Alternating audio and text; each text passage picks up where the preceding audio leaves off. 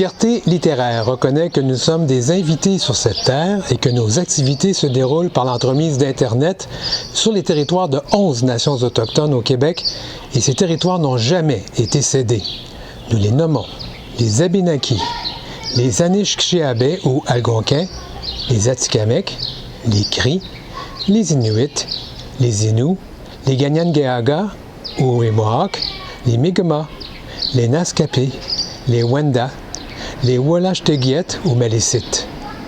C'est dans le respect des liens avec le passé, le présent et l'avenir que nous reconnaissons les relations continues entre les peuples autochtones et non autochtones. Nous rappelons toutes et tous à aller au-delà du discours et de s'orienter vers la réflexion dans un premier temps, puis vers l'action individuelle ainsi que collective avec, par et pour les peuples autochtones. Bienvenue à Balconville littéraire.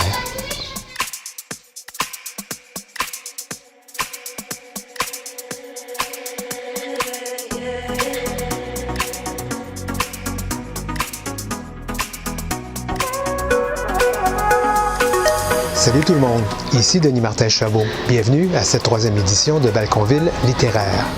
Organisée par Fierté littéraire, un organisme à but non lucratif qui célèbre la diversité dans la littérature, diversité sexuelle et d'identité de genre, nous célébrons donc les auteurs et les autrices queer et leurs alliés.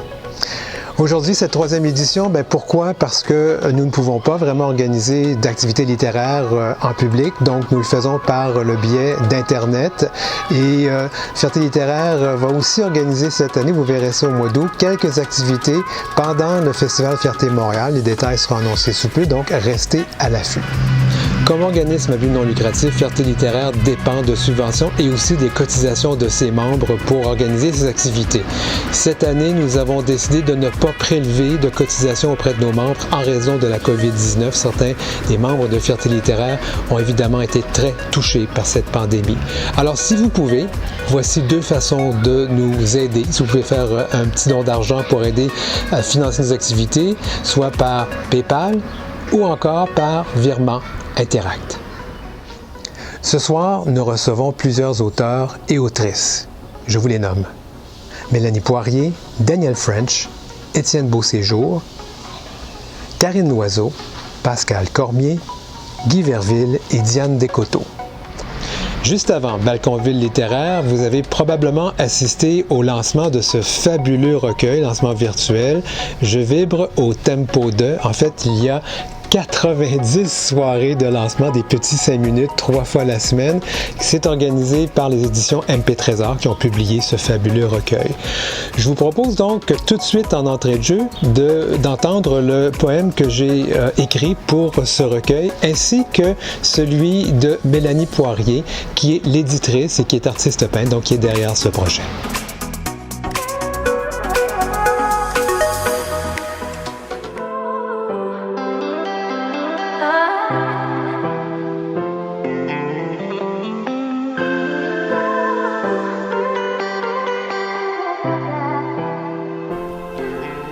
La route vers toi.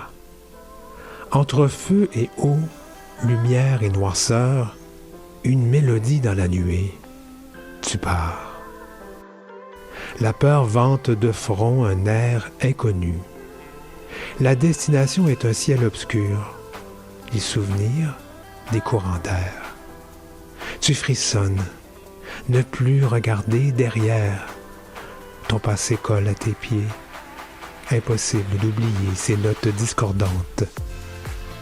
La route vers toi est longue, tes pas sont lourds.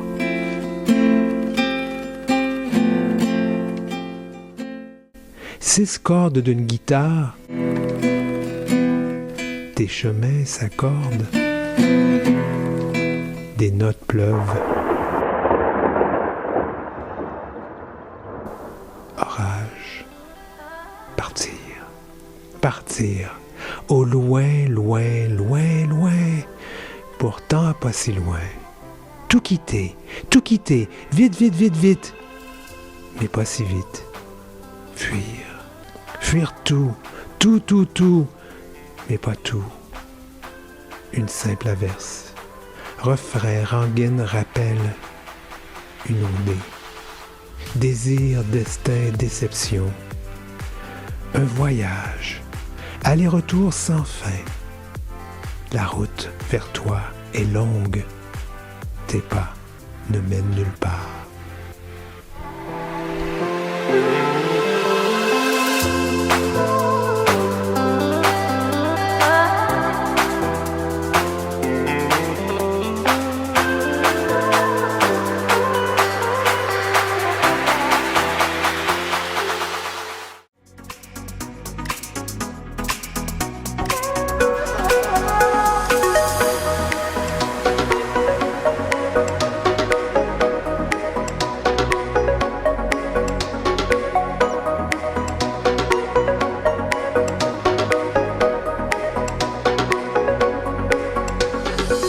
Bonjour à tous, mon nom est Mélanie Poirier, je suis éditrice pour les éditions MP Trésor, propriétaire de la galerie MP Trésor, artiste peintre professionnel et poète. Donc, il me fait plaisir d'être invitée encore une fois par Denis Martin-Chabot à participer à cette 3e édition de Balconville.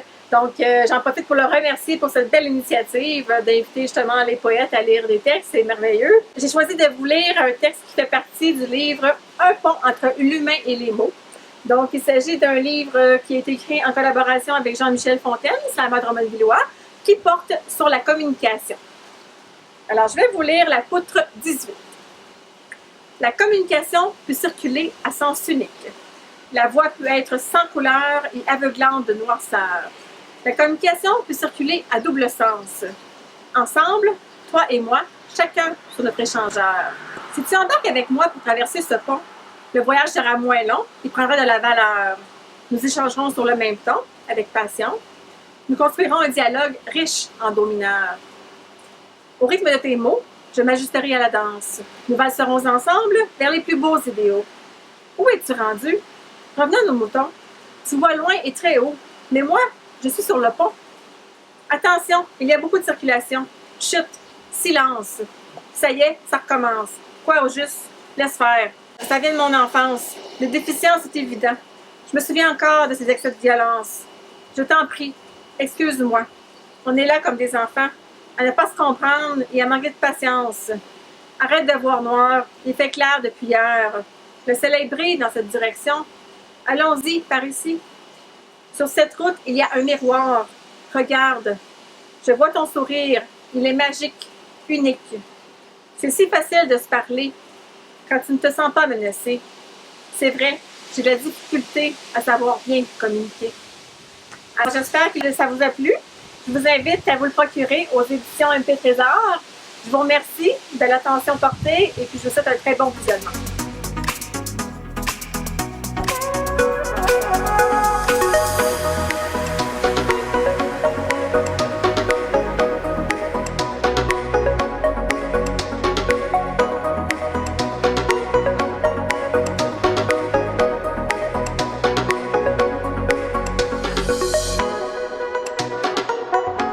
Merci, Mélanie Poirier.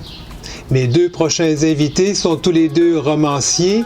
Tout d'abord, Daniel French, qui a publié récemment Les Vidanges et puis Que Dieu te protège, qui sont disponibles sur lulu.com. Et après lui, ce sera Guy Verville, auteur de plusieurs romans, dont j'ai ici Les Années Rebours et son plus récent, Falaise, qui a été publié chez VLB.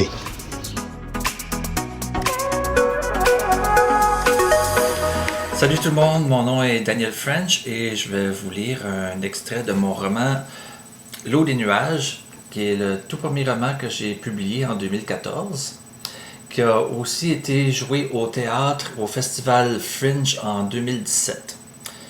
Donc je vous lis un extrait. Chapitre 1, François. C'était un dimanche de novembre, une journée grise et fraîche. La première neige tombait doucement sur les rues de Montréal, ce qui ajoutait une certaine lumière à cette journée monotone. Dans le ciel, les flocons semblaient danser avant de se déposer sur le sol. Il était 16 heures. Je sortais du café où j'aime aller les dimanches après-midi pour relaxer en lisant un bon livre et en sirotant un thé vert. J'aime l'ambiance des cafés. entendre le bruit des gens et des cuillères qui têtent dans leurs tasses fumantes.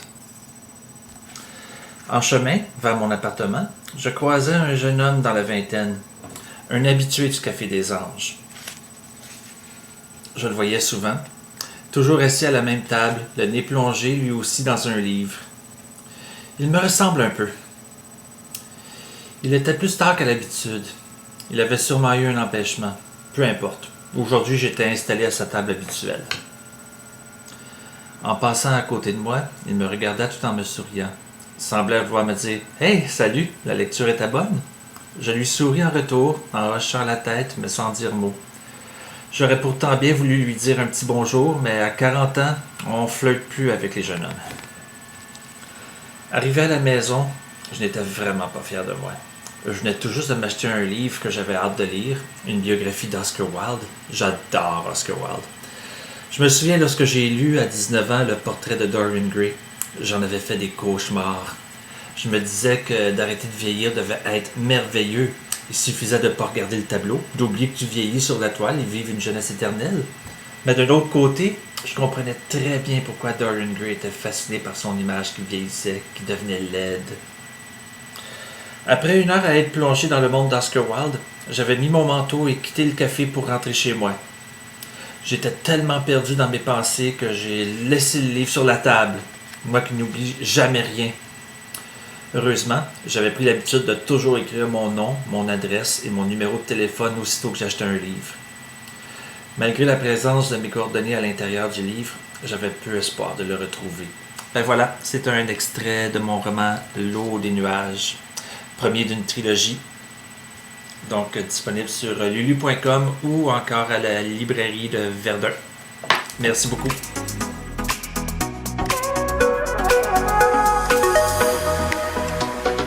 Le chaudron, 11 décembre 2019. Notre cerveau possède deux antennes. L'une, telle des filaments de méduse, capte les humeurs de la houle et des marées. L'autre, plus jeune, cherche le danger et prépare le combat, ou invente une théorie quantique susceptible de nous renverser d'étonnement dans les bras d'une sirène masculine enivrée. Le cycle semble perpétuel. Le cerveau droit capte tout, accepte tout. Le cerveau gauche joue au scribe, tente de transcrire sur des tablettes qu'il veut de marbre, des certitudes qui le rapprocheront de la connaissance ultime. Ainsi vont les neurones, se partageant la conscience comme d'autres s'échangent des baisers. Où se situe la réalité? Chez moi, chez vous, ailleurs? Vous me répondrez qu'elle doit bien exister quelque part, puisque vous prenez acte de ce que je vous écris, à l'aide de choses qui vous appartiennent, votre téléphone et votre peau. La réalité existe puisque vous avez enfanté, vous avez aimé, haï, vous avez accumulé une fortune ou des dettes. Vous souffrez également. Votre tension est trop haute, votre corps s'autodétruit et, lorsque vous mourrez, il y aura peu ou prou de gens pour vous pleurer, rouler votre souvenir vers la termitière de l'oubli. Cette réalité existe dans toutes nos cervelles réunies par une impalpable communauté de pensées. Or, trop d'expériences nous font comprendre qu'il s'agit là de constructions qui, plus souvent que l'on croit, se trompent, même si cela nous aide. Des gens ayant eu le cerveau gauche paralysé ont expérimenté une compréhension et un bonheur que seul l'enfant cerveau droit pouvait signaler. Le premier opère à la dopamine, le second à la sérotonine. Les schizophrènes qui s'inventent des réalités ont, paraît-il, un cerveau gauche suractif qui cherche à comprendre, à mesurer, à expliquer. Quant au cerveau droit, baignant dans sa sérotonine, il perçoit les grands commandements d'univers et des dieux invisibles. Chez une personne normale, le dialogue entre ces deux cervelles la guide dans son petit bonhomme de chemin d'existence. Les analytiques du cerveau gauche pondent des livres savants et des règlements. Les fous du cerveau droit se contentent d'indiscipline et de hasard. Qu'on ne croit pas cependant que ces derniers soient nécessairement plus artistes et moins savants que les premiers, et que ces premiers n'aient pas conscience de l'insondable. L'impalpable quête n'étonnera personne. La mesure de ce que nous comprenons est également la reconnaissance de ce que nous ignorons, de ce que nous pouvons capter ou comprendre. La manifestation même de cette conscience qui nous habite est un miracle naturel forgé dans le chaudron des fusions cosmiques. À quoi pense l'univers en ce moment? Que sont les rêves chez nos voisins d'Alpha du Centaure?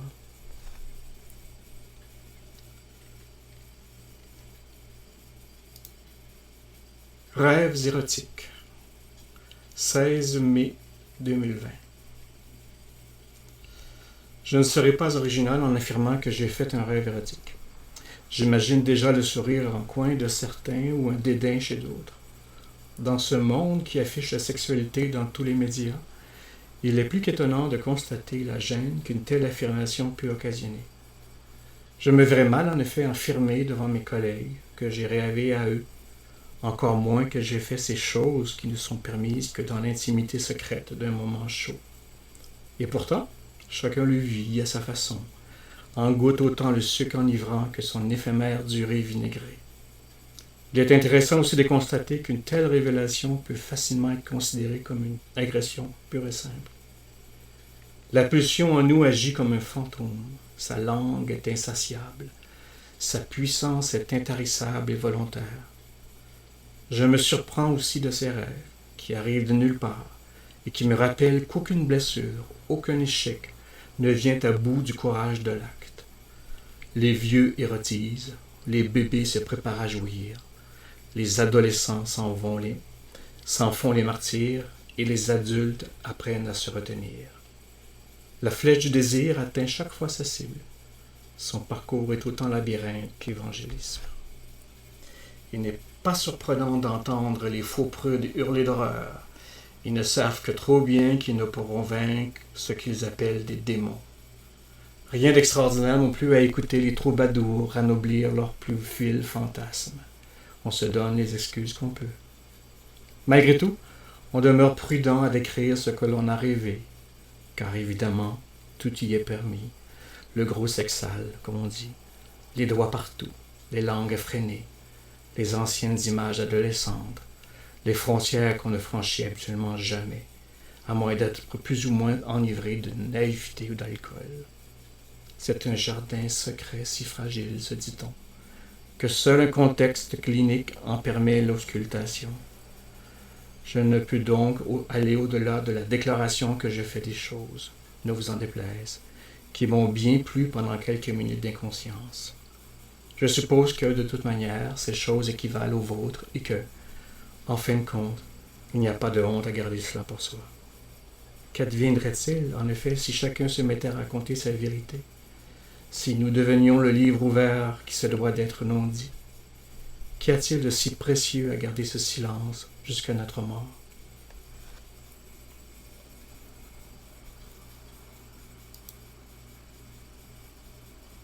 Ce vœu. 27 août 2016. Les gens se marient encore de nos jours. Les moyens et les célébrations diffèrent. La promesse demeure toujours la même. Ils seront heureux, se disent-ils, autant dans le malheur que dans le bonheur. Ils traverseront le temps, bâtiront maisons, érigeront des conforts, seront fertiles. Le périple déraille souvent, le navire s'échoue, les noyades sont nombreuses. Certains s'unissent comme des aveugles, drogués par les convenances ou guidés par des faux prophètes. Il y a tous ces gens qui vivent mal leur vie, qui ne comprennent pas l'effort quotidien qu'il faut pour creuser en sillon très profond un seul « je t'aime ». Vivre est un art. Le faire en compagnie d'un autre à ses côtés relève parfois de l'exploit, car nombreuses sont les personnes qui aiment sans recevoir, ou si peu. Ils sont légions à mâchouiller les miettes de leur passion, n'obéissant qu'à leurs désirs, clamant leurs tourments. Légions aussi les amants trop peu guerriers qui se font arracher sans combattre la braise du cœur. Il y a tous ces paresseux qui ne tolèrent pas l'humanité et la mouvance des sentiments. Cette grave promesse de s'aimer ne tourne pas toujours au blasphème, à la tragicomédie, à la clownerie. C'est un peu comme à la loterie. Beaucoup d'appelés et rares les élus.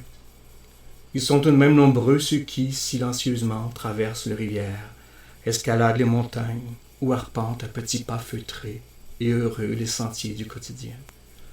Ils bâtissent maisons, s'enroulent comme des chats dans une petite boîte domestique et peuplent la terre. Rendent heureux leurs enfants qui, à leur tour, poursuivent le tricot de la famille.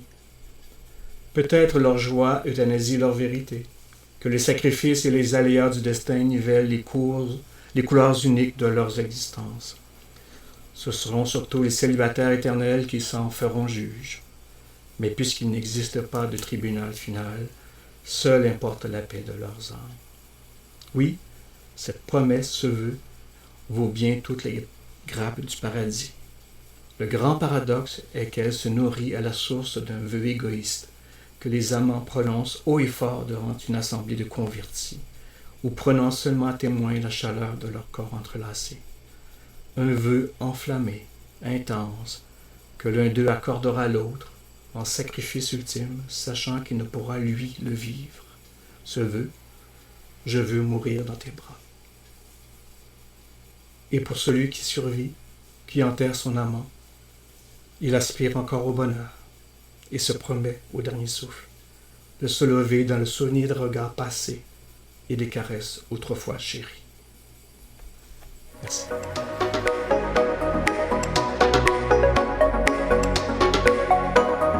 Merci à Guy Verville et merci aussi à Daniel French. Guy Verville, on peut retrouver ses livres habituellement sur libraire.ca, leslibraires.ca, et on peut retrouver les livres de Daniel French également sur lulu.com. Nous avons aussi plusieurs librairies avec qui nous avons des partenariats, notamment Le Guillon à Montréal, la librairie de Verdun ainsi que Zone Libre, et à Québec, c'est la librairie Vaugeois. Si vous voulez aider Fierté littéraire, c'est une organisation à but non lucratif. Nous recevons du financement de Fierté Montréal, de plusieurs fondations. De temps à autre, nous recevons de l'argent aussi des gouvernements. Et nous vivons aussi avec les cotisations de nos membres. Cette année, nous avons décidé de ne pas demander de cotisation à nos membres à cause de la pandémie de COVID-19 qui fait que beaucoup d'auteurs se retrouvent en précarité. Alors, si vous avez un peu d'argent, si ça vous tente de nous aider, voici comment le faire. Nous recevons évidemment des paiements par PayPal et aussi par Interact aux adresses, donc aux liens que vous voyez sur l'écran.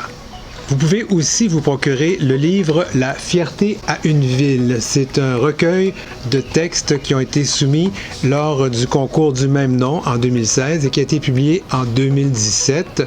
Vous pouvez donc nous rejoindre sur Fierté littéraire, en un seul mot, pas d'accent, en minuscule, @hotmail.ca. Sans plus tarder, je vous présente nos deux prochains présentateurs. Il s'agit d'Étienne Beauséjour, jeune auteur qui a publié récemment grâce au concours Auteur Académie de 2018, et il sera suivi par la poétesse Karine Loiseau.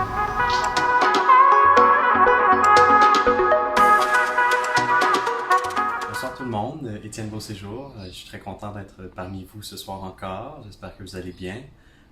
Pour cette soirée, j'ai décidé de faire un retour aux sources puis de lire deux des textes que j'avais présentés à Auteur Académie, donc le concours de fierté littéraire de 2018. Le premier va comme suit, il s'intitule « À découvert ». 5h15, station Berry-UQAM. Dans les couloirs, c'est l'habituel défilé des anonymes qui, je l'espère, le resteront. En marchant, j'intercepte tour à tour un regard triste, un sourire, une indifférence complète et complètement abrutissante. Il m'a donné rendez-vous au centre. Je n'aperçois qu'après avoir passé les tourniquets. Plus d'échappatoire. Il se tient debout sur le disque, trônant fièrement. Comme à l'accoutumée, il arbore cet air nonchalant et incroyablement à l'aise. Il me repère aussitôt. Son sourire me le confirme alors que je me sens fondre. Je lui envoie subtilement la main, ne voulant pas attirer l'attention des curieux. Il ne bouge pas. Il m'invite à le rejoindre. Mon pouls s'accélère. Pourquoi me demande-t-il ça? Il sait, pourtant. Je réitère mon geste, mais il ne bronche pas.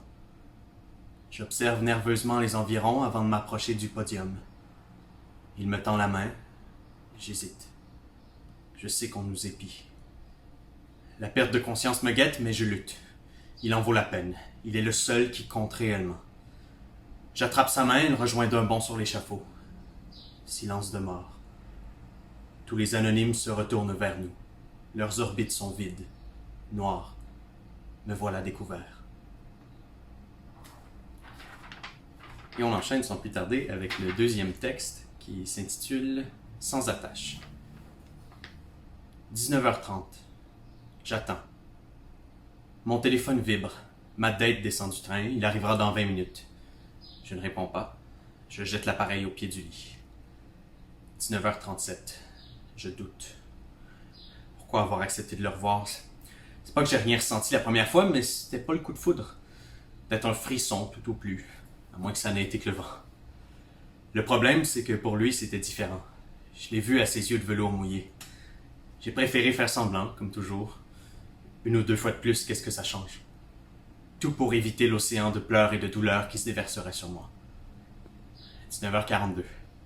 Je panique. Je bondis sur mon téléphone pour annuler, puis me ravise.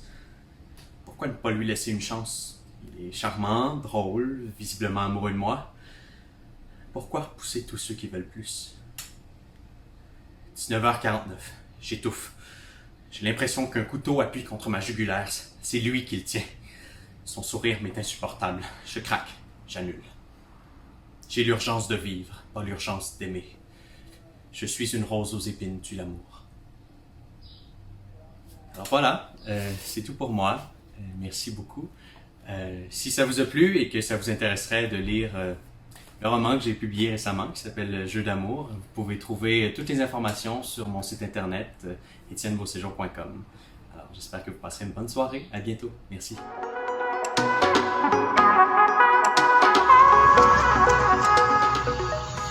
Devenir dans l'ombre. Je suis ce papillon volant vers la lumière, guidant mes pas, trop souvent maladroits. Je veux sortir de ma coquille que le temps a solidifiée par de très profondes blessures causées par des imbéciles harceleurs. Je le sais très bien, je suis une bonne personne et cette qualité-là est à l'intérieur de moi. Plusieurs vrais amis sont là pour m'aider tout simplement à ne plus retourner et revenir à l'ombre de la mélancolie.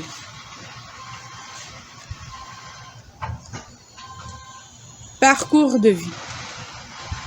À présent, je suis ici et là. Je parcours mon chemin sans regarder en arrière. J'ai toujours cru à mes rêves, même si ce n'était pas parfait. Les échecs se sont transformés en réussite. De jour en jour, je continue à grandir par l'accomplissement de mes efforts. Je sais que je peux faire la route pour accomplir mes souhaits les plus sincères. C'est publié dans Poétiquement Vôtre, à compte d'auteur, publié en 2015.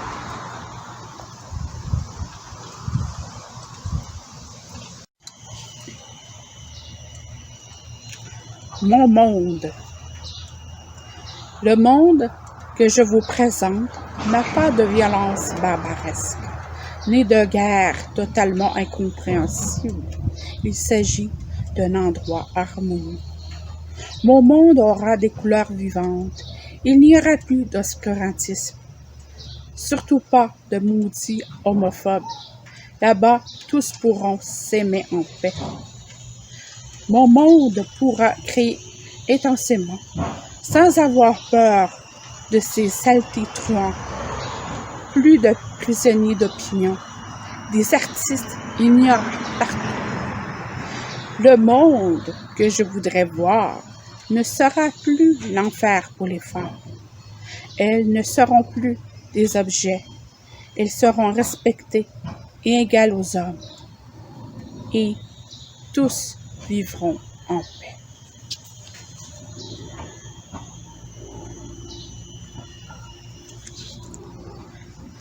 Chair d'émeraude.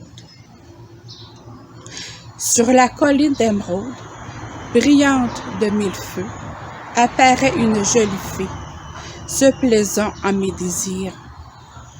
Cette couverture réchauffera sa chair, telle que satin blanc comme la neige.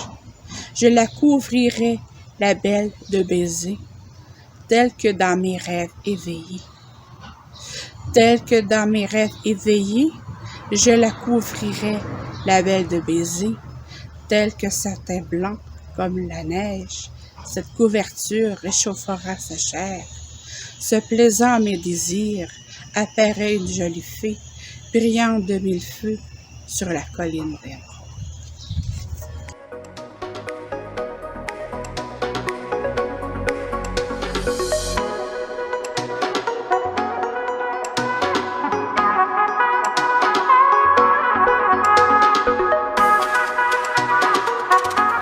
Merci donc à Étienne Beauséjour et Karine Loiseau. Maintenant, deux poétesses de renom que je vais vous présenter. Tout d'abord, Diane Descoteaux, c'est une haïkuiste qui a été reconnue internationalement. Et évidemment, la belle et la grande Pascale Cormier, animatrice des soirées Transpoésie qui vont reprendre, on l'espère, cet automne.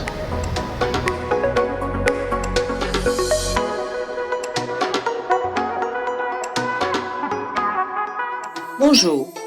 Aujourd'hui, je vais vous parler du plus petit poème au monde qu'on appelle le haïku.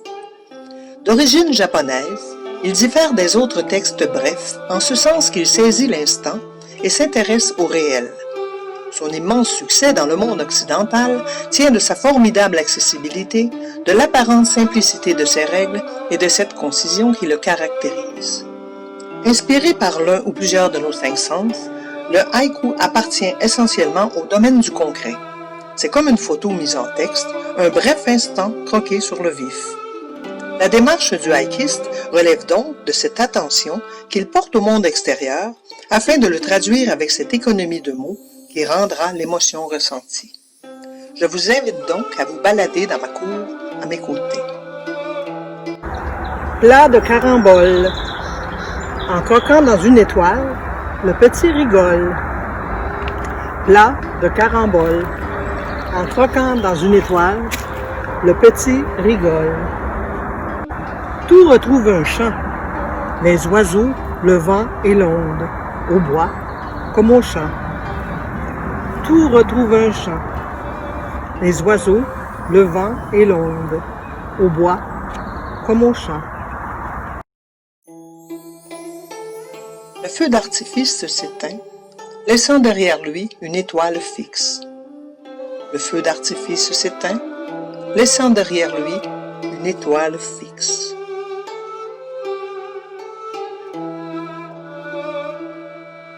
Érable abattu, juste après le chant du cygne, dans l'âtre s'est tu. Érable abattu, juste après le chant du cygne, dans l'âtre s'est tu. Premier coup de pelle dans le terreau de la nuit.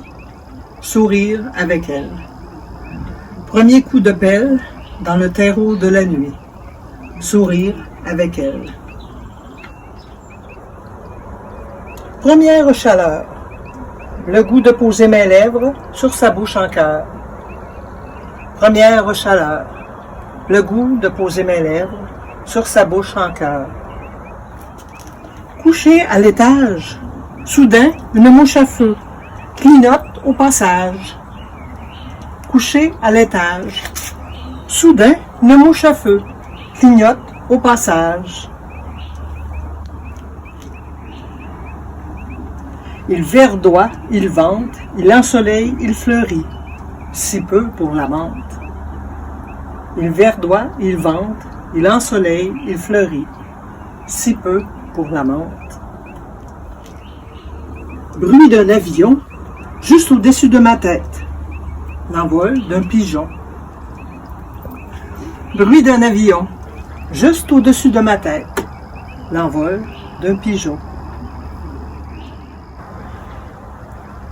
Lune de tonnerre, ah que ce nom vous va bien, papa grabataire. Lune de tonnerre, ah que ce nom vous va bien, papa grabataire. Vivre qu'à travers, écrans, masques et fenêtres, médaille à l'envers. Vivre qu'à travers, écrans, masques et fenêtres, médaille à l'envers.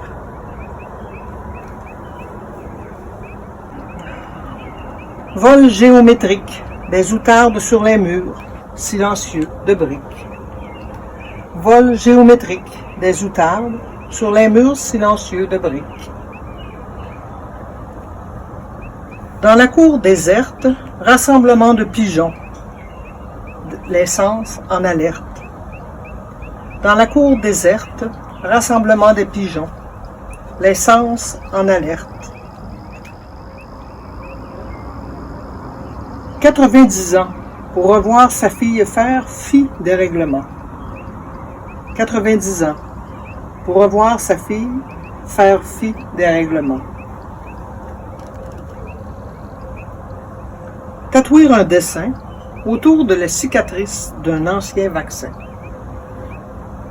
Tatouer un dessin autour de la cicatrice d'un ancien vaccin.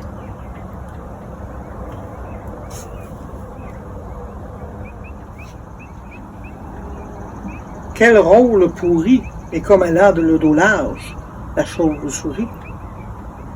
Quel rôle pourri et comme elle a le dos large, la chauve-souris.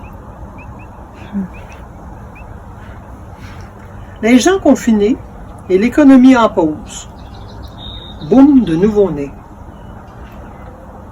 Les gens confinés et l'économie en pause. Boum de nouveau-nés. Et un petit dernier. Dans le four, il bouge à chaque respiration. Pudding aux fruits rouges. Dans le four, il bouge à chaque respiration. Pudding aux fruits rouges. Alors, je voudrais remercier Denis Martin Chabot pour cette belle invitation au balcon littéraire. Ce fut un vrai plaisir de partager avec vous mes petits haïkus. Comme je vous expliquais, c'est un petit poème de 3 vers. Alors, bon visionnement et bonne écoute pour les auteurs qui m'accompagnent. Merci, au revoir.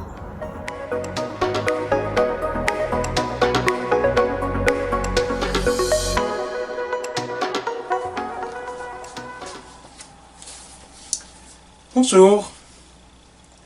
Un texte écrit à chaud ce matin, le 25 juin 2020. Je vous livre tel quel. Mon texte s'intitule « Les sentiers de la guerre ». Parfois, je voudrais m'étendre et ne plus me réveiller. Pourtant, mon moral ne s'est jamais mieux porté. J'ai 58 ans. Et pour la première fois de ma vie, je suis presque en paix avec moi-même. Mon corps change sous l'effet des hormones et je me sens enfin dans ma peau. Comment faire comprendre ce que ça signifie chaque jour, chaque heure, chaque seconde de sa vie? De devoir traîner son corps comme un boulet, de ne pouvoir s'y reconnaître, de ne songer qu'à le détruire. Puis survient ce miracle. On peut enfin exister au grand jour, transformer sa tenue et son corps, affirmer qui l'on est vraiment à la face du monde. Ce jour-là, on vit une seconde naissance, une libération. Ce moment où l'on cesse de se haïr pour commencer à respirer. Et c'est alors qu'il faut affronter la haine des autres. Je ne dérange personne. Je suis une solitaire. Je vis enfermée chez moi la plupart du temps. Je ne m'exprime que par la plume et sur scène. Je ne demande qu'à vivre ma métamorphose. Je l'ai attendue pendant plus d'un demi-siècle. Je ne cherche que l'espace de déployer mes ailes. Mais il y a des gens qui trouveront toujours à redire au fait que d'autres puissent exister sans leur ressembler en tout point. sans avoir suivi exactement le même parcours qu'eux. Alors, ils vous appellent criminel, ils vous appellent terroriste, ils vous appellent perverse ou folle.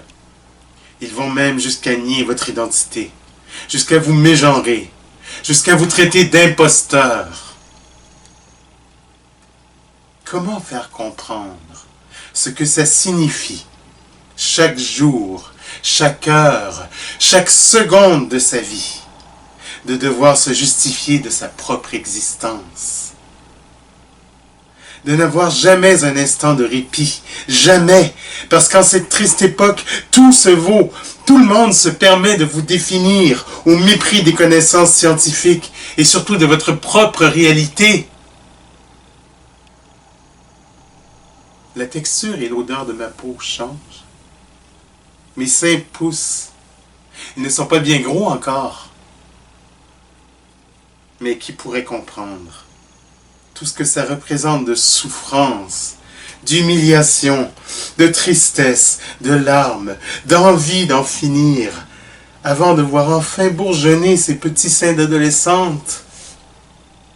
À mon âge, qui peut imaginer la victoire que représente cette poitrine naissante sur une existence atroce, inhumaine, invivable? J'ai aussi un cœur, mais on l'a tant piétiné qu'il ne bat plus que par habitude. On ignore généralement la somme de douleurs qui se cache derrière chaque personne trans. Le déchirement d'un rapport intime, problématique à soi-même et à son corps, mais aussi la brûlure, encore plus vive, de l'incompréhension, du mépris et du rejet. Devoir porter constamment les stigmates de sa naissance, ça épuise les volontés les mieux trempées. Mon identité de femme, je ne l'ai volée à personne. J'ai enduré plus d'un demi-siècle de torture mentale pour gagner le droit de l'assumer. Je n'ai de permission à demander à qui que ce soit pour exister. J'espérais finir mes jours paisiblement, dans ma peau de femme, apprivoiser tranquillement mon nouveau corps, savourer au moins quelques années d'une existence digne, après tant de décennies d'opprobre. 2 événements cette semaine m'ont fait prendre conscience que ce rêve n'était qu'une utopie. Le premier a été la publication d'une énième lettre transphobe dans Le Devoir, à laquelle j'ai d'ailleurs répliqué. Au moment où j'écris ces lignes, je ne sais pas si la rédaction aura le fair play de publier ma réponse. On verra. Bien sûr, ce n'était ni la première ni la dernière fois qu'un journal publiait un torchon transphobe farci de mensonges, de préjugés et d'idées reçues. Ils le font tous régulièrement et ne nous accordent pratiquement jamais le droit de réplique. On se permet de parler de nous et de régler notre sort en notre absence, comme on le fait de toutes les femmes racisées, handicapées ou autrement marginalisées. L'autrice de la lettre, qui se dit journaliste écrivaine, est une illustre inconnue, mais elle appartient à une nébuleuse d'activistes transphobes influentes qui ont leurs entrées partout, y compris au gouvernement. Toutefois, ce n'est pas ce qui m'a le plus effrayé. J'ai compris qu'on venait de franchir un pas de plus quand j'ai lu la conclusion du dit Brûlot. Les droits des transgenres doivent être clarifiés. Que nous reproche-t-on en gros? D'empiéter sur les droits des femmes et de nuire à leur combat. Nous, qui sommes des femmes, serions donc les ennemis des femmes. Ceci est très grave, pour plusieurs raisons. Non seulement on nous mégenre et on nie notre identité, mais en plus, on s'en prend maintenant ouvertement à nos droits, durement acquis au prix de longues années de lutte par de grandes pionnières comme Marie-Marcelle Godbout, qui ont ouvert les portes pour nous toutes. ces portes qu'on prétend maintenant nous refermer au nez. Clarifier les droits des transgenres. Qu'est-ce à dire? Nous y avons œuvré sans relâche dans les 50 dernières années. Ne sont-ils pas assez clairs à présent?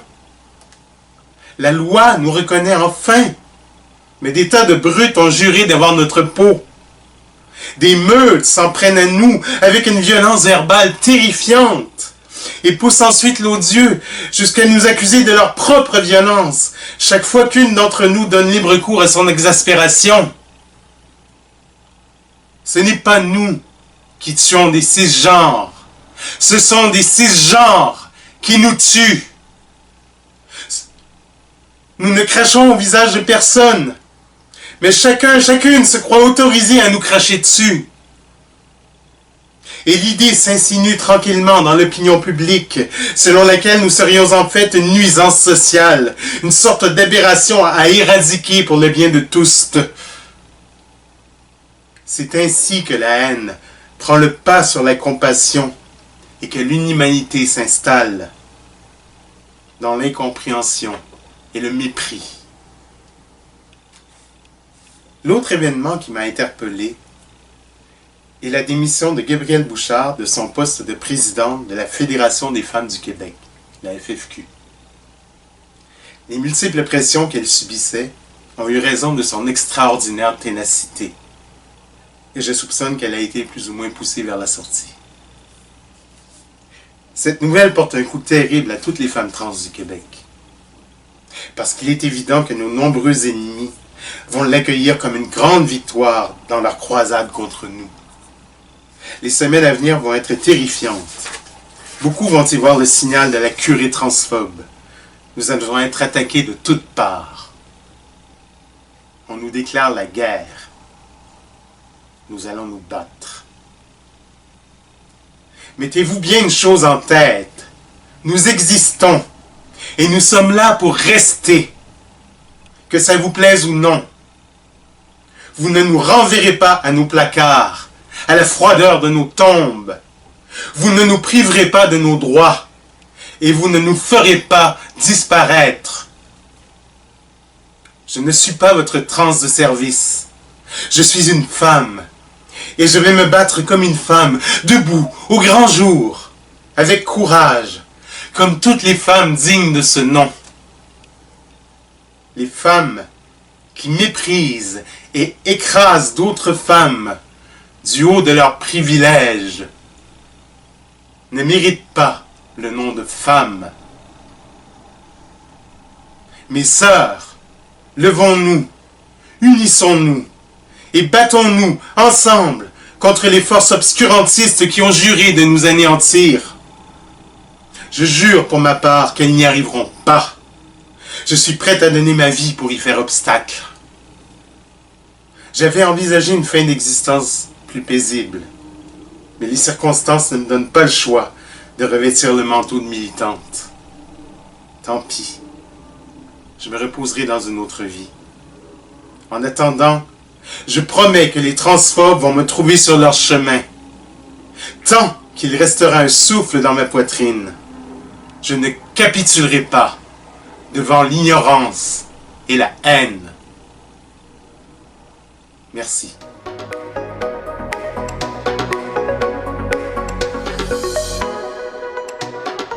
Merci donc à Pascal Cormier et Diane Descoteaux. Je vous rappelle que Fierté littéraire est une organisation à but non lucratif. Nous sommes subventionnés par des fondations, par Fierté Montréal, Fondation Émergence, parfois par le gouvernement et aussi par les cotisations de nos membres. Et nous avons décidé qu'en raison de la pandémie de la COVID-19, nous allions attendre à 2021 pour demander, percevoir les cotisations de nos membres qui sont pour la plupart très pris dans la pandémie et la précarité. Vous vous sentez auteur ou autrice dans l'âme ou poète ou poétesse reste dans l'âme, nous avons 2 concours littéraires cette année. D'abord, le concours de création littéraire pour une nouvelle de 1500 mots maximum qui s'intitule « L'amour genre ». C'est le thème donc de ce concours. Allez voir cette page Facebook qui apparaît à l'écran pour plus de détails. Vous avez jusqu'au 15 juillet pour soumettre votre candidature. Le Grand Prix, une bourse de 1000 $. L'autre concours littéraire, c'est un concours de poésie qui est organisé en collaboration avec Transpoésie et Pascal Cormier. Là aussi, allez sur la page Facebook pour plus de détails. Il y a en tout 500 $ à gagner en prix divers. Enfin, Fierté littéraire va tenir une édition cette année, malgré tout. Ça sera une édition virtuelle, évidemment, grâce à l'aide de Fierté Montréal. Il y aura peut-être dans certains des événements un public restreint. Nous vous tiendrons au courant. Restez à l'affût, tout ça sera annoncé très bientôt. C'est le temps donc pour moi de vous dire au revoir, de vous remercier d'avoir été là et je vous laisse sur un petit texte qui s'appelle « Piano bar » et à une prochaine fois.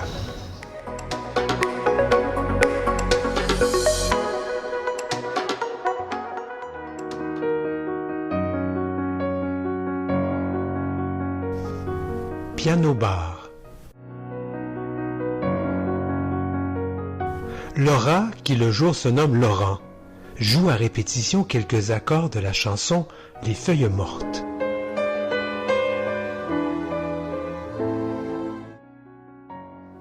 Évoquant les grandes années du piano bar.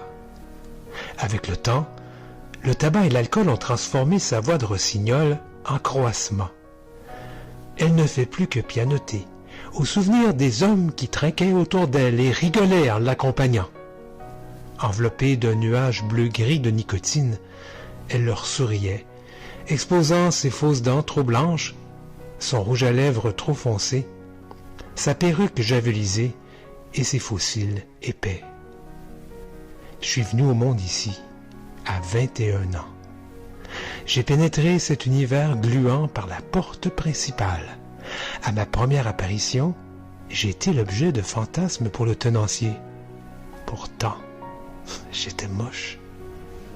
À peine assis, avant même d'avoir retiré ma veste, un boc de blonde avait atterri devant moi. Gracieuseté d'un mâle d'âge mûr, plutôt bien fait, très beau même. Il s'appelait Gérald. Plusieurs consommations plus tard, je me suis retrouvé dans son lit. Nous avons été amants 1 année, amis jusqu'à sa mort. Excès de cigarettes, de fort et de bouffe, carence en exercice, ont épaissi Gérald et finalement l'ont emporté. Sa grosse bédaine a pété. Les gars, arrêtez vos farces plates. Dans un endroit comme celui-ci, la mesquinerie côtoie la générosité. Laura, pour l'amour, change de toune. Docile, le travesti attaque. C'est beau la vie.